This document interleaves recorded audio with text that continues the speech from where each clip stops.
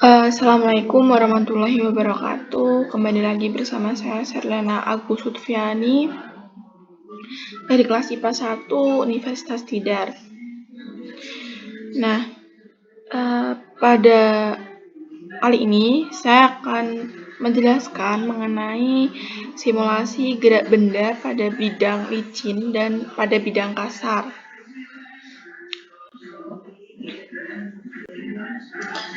Yang pertama yaitu mengenai gerak benda pada bidang licin.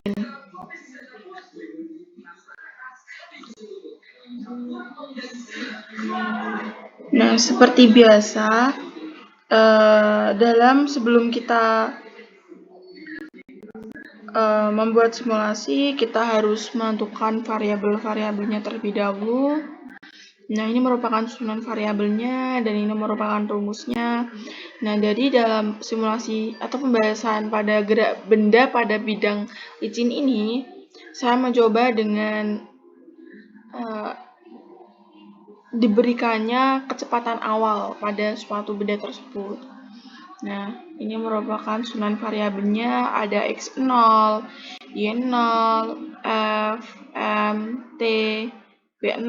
Nah, ini merupakan yang saya maksud tadi, yaitu kecepatan awalnya saya berikan 25 terus 25 meter per sekon. Terus ada A-nya, percepatannya, di mana dihasilkan dari F per M, dari ini 200 bagi 50.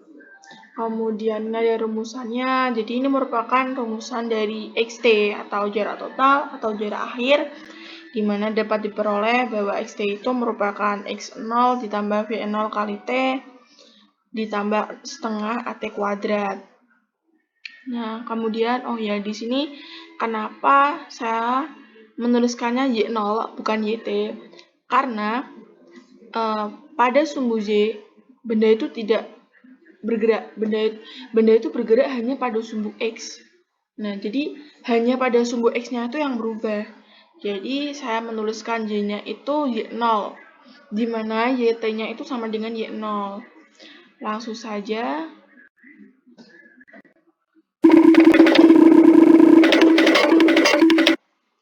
Nah, dari simulasi ini dapat kita lihat bahwa dari sini ke sini itu renggang, terus dari sini ke sini agak renggang. Nah, ini sudah tidak agak renggang.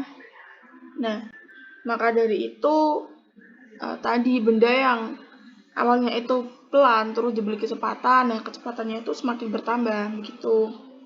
Terus untuk waktunya, jadi dari titik ini ke ini itu waktu yang ditemui itu sama sebenarnya.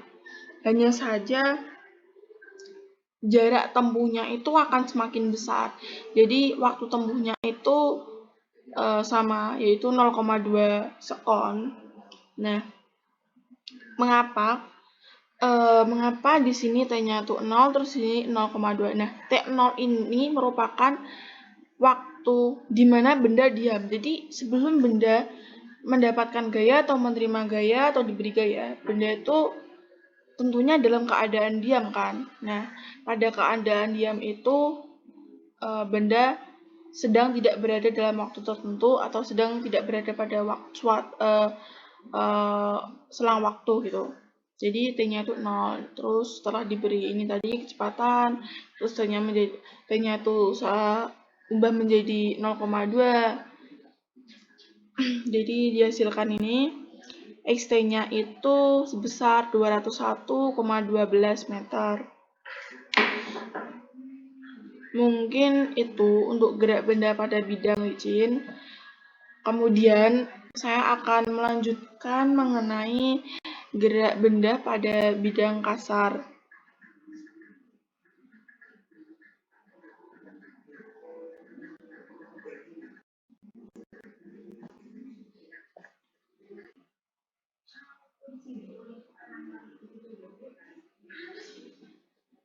Nah, dapat kalian lihat, pada intinya susunan variabelnya itu sama, hanya saja di sini diberi koefisien gesek kinetis Nah, koefisien gesek kinetisnya atau mu kana itu sebesar 0,2.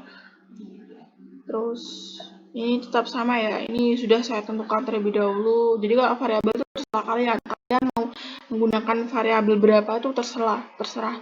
Hanya saja untuk rumus itu tetap sama.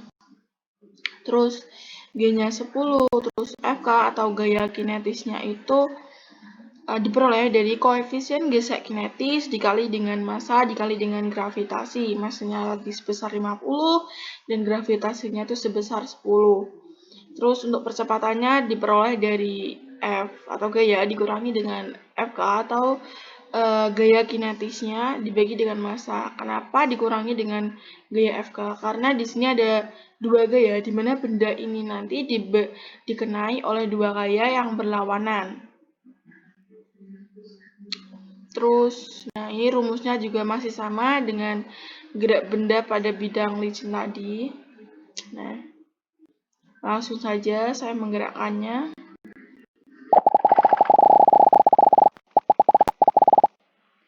Nah, pada titik-titik ini dapat kita lihat bahwa renggangnya itu sangat renggang gitu. Jadi kalau tadi yang pada gerak bidang licin kan memang renggang, tapi renggangnya tidak begitu renggang seperti pada bidang kasar ini. Terus dari sini ke sini semakin sudah agak nggak renggang.